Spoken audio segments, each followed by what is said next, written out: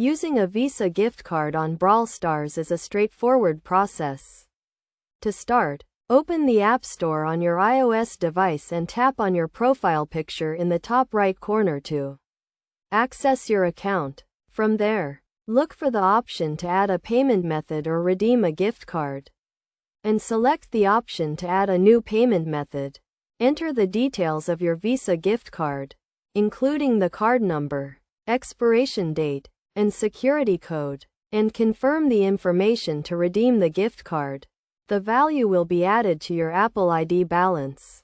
Next, open Brawl Stars. Go to the in-game shop and make your desired in-game purchases. Your Apple ID balance will be used for payment.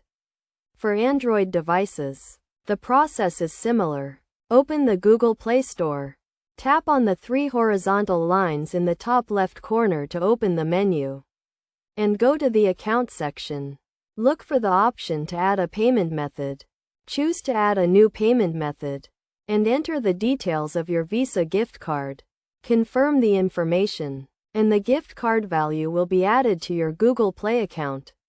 Finally, open Brawl Stars. Go to the in-game store and make your desired purchases. Your Google Play balance will be used for payment.